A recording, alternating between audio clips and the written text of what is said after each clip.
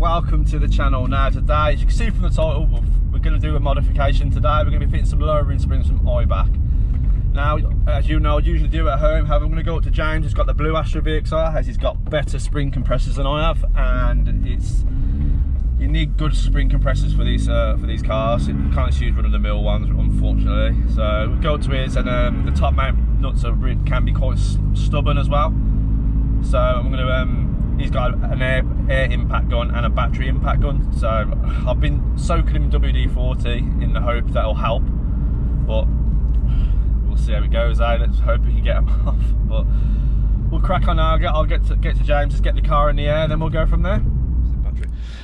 Right then, guys, you're going to have to, a week before you lower in your car, soak in here with WD-40 because these bolts get really badly crusty. Take water brush and best you can, and then use obviously something like I don't know, maybe a Dremel or something, and just fill it with WD-40 and then leave it. Just keep doing that every couple of days, a week prior to you having your springs done. So next case, you obviously take the car off, take all the springs off, and then crack on. Right then, once obviously you've got the wheel off, you're going to have to take your drop link bolt off, and then you're going to need to undo these two bolts here. And then once you've done that, you need to take this ABS sensor off, so unplug it from the back, push something in there just to pop it out, and then you're ready to remove the obviously remove the strut out, which I'll get to as we get to it. Right, the next thing you need to do is remove these plastic things. As you can see, you just need to get a screwdriver in there and basically wedge them out.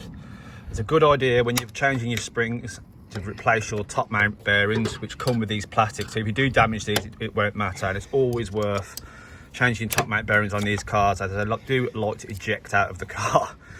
You're bound to see it before, a lot of people just having struts sort of sticking out where the bearings failed, so it's always worth changing. I've also changed the top nuts as well. That's something else that's worth changing, because as you can see, it's a bit crusty, so you also be exactly the same. Right then, as you can see, the springs I've gone for is eibachs, what are they called? Pro Sports? Sportlines. Sportlines. Eibach Sportlines, so they're more the lower ones out of the two.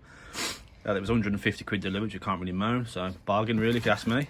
So let's make a start. Spring compressors, this is a kit you're gonna need ideally. The normal smaller ones, you've got absolutely no chance with them, because like you'll see later in the video how much we have to compress the spring to go into the strut, because the actual strut doesn't poke out very much, so you have to get the spring right down, and with a normal spring compressor you're going to have no chance. So if you know someone with one of these, or if you can afford to buy one, I'd really recommend getting one of these. I haven't got them, thankfully. James is a legend and he's sorting me out today, so let's crack on, and I'll update the video when the spring's compressed to show you. Right then, eventually we're off. What an absolute nightmare. The bolts are on there tight, so luckily we've got a compressor, so we're using a battery gun and an air gun.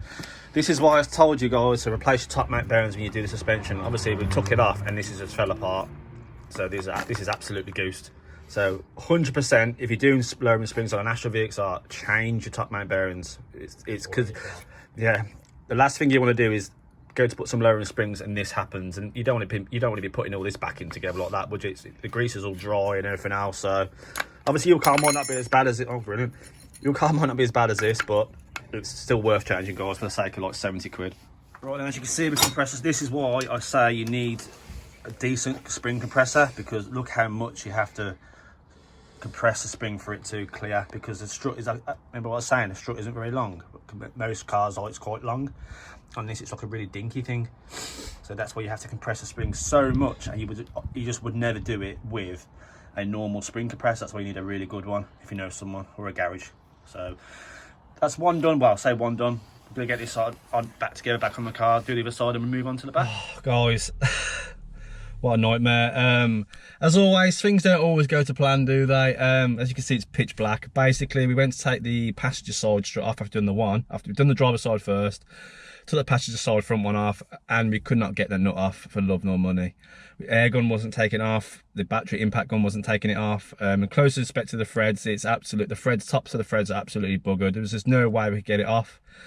So unfortunately, I'm going to have to order a couple of struts, I think, because even if I took it to a garage to have them whiz it off, I'm not going to be completely happy with how bad the tops of the threads are. It looks like the good threads are where the nut is, but above it, they're all shredded.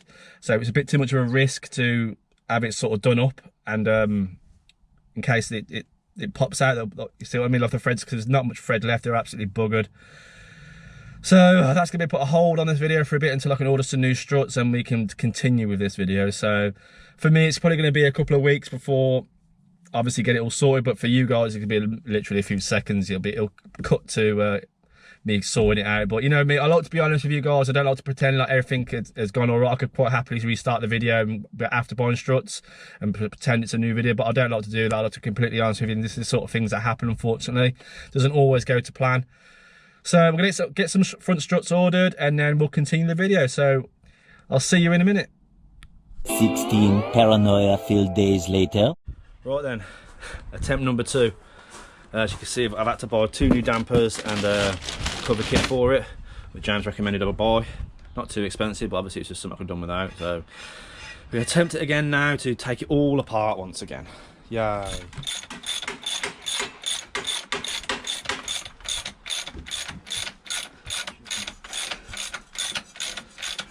On and on and on and on and on. Oh. Well, as you can see, I've got the took the spring off the old strut again. Obviously this is the new one. As you can see, the damper's a lot better. And obviously you can see this doesn't really come out very much, which is what it's a struggle to put the spring on and compress it down enough to clear this. Whereas this one is all the way out, so it's obviously a better damper. And this looks like it's been leaking anyway. It's not the greatest, so let's assemble it. Let's get the kit. Bought a boot kit as well, so it comes with new bump stops and new dust covers. So we'll assemble the one side out, and then I'll get the side out that I told you about that we couldn't get off, and I'll show you why we couldn't get it off. Right then, the strut that was giving us hassle was this side, which is the passenger side strut. And as you can see, we actually ended up cracking the top of the strut out, top of the where the nut goes on, the top of the strut. I don't know if you can really see it. Yeah, but basically we tried an air gun on it, a battery gun on it, and obviously we tried a wrench and putting like the bit in the middle, and it just ended up snapping it. So that's why I had to unfortunately order new struts and do all that. But the just got to assemble that one side now, and so it's all together. It's all nice and shiny for now. Give it a week and it'll be soaked or covered in rubbish. But yep. So just the other side now, and then we can move on to the back. Right then, the front's down. You can see it's lowered it quite nicely. I'll insert a photo somewhere where how it was before, and obviously this is how it is now. It's definitely low. It's not slammed it too uncomfortably, I don't think. And obviously it'll settle a bit because everything's brand new. It's new top mount bearings, new struts, new springs. Everything's brand new on the front now. So it is going to take a bit of a while to settle, but I'm happy with how it's sitting. So now we're just going to do the back, which shouldn't take too long. Basically, to do the back, all you need to do is obviously take your wheel off, and there's a nut behind the wheel for the strut. You can see it. There's a top nut there. You undo that, and then you lower the beam down. Obviously, you're putting some axle stands on the jacking points, and the beam will lower down. The springs just fall out, and then it's obviously reversed with refitting. So we'll do that now and see how she looks. Well, and as you can see, the car's on the wheels are off. As you can see, put axle stands on the jacking points on the rear, and obviously now you'll use the jack. I forgot what it's called now. My mom's going to sleep. The jack on either side and lower them down. And obviously, once you've undone this, here you undo that, lower both of them down. The rear beam will come down, and you'll be able to these will just basically fall out. You've got to pull them out and then put your new ones in. It's as simple as that. The rear's a lot better than the front, a lot easier.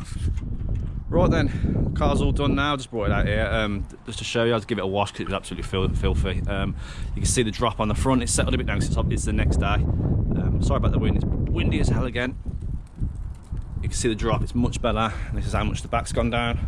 You can see it's not as low as I thought it was going to be, but I think it's just low enough. Obviously, because it was really a really high car, but I'm really happy with it. How it's looking now. I think it looks so much better than it did. And in all fairness, the drivability of it, you can't really tell much different from stock. It's obviously a little bit bumpy, but it's honestly not that bad considering it's lower. Like I've had worse than this, a hell of a lot worse. But overall, I'm really happy. So huge thanks to James for giving me a hand. Also, it's really transformed the look of the car, I think. So yeah, that's it for this one, guys. You might want to stick around for the next video because I've got some bad news about the car. No, it's not being sold, but it's got a few issues and they're quite bad. and so it's quite unfortunate, but I will explain it all in the next video, so I'll see you next week and explain everything that's going on. So as always guys, thanks for watching the video. Drop a like if you enjoyed the video, subscribe if you're new, and I'll see you on the next one.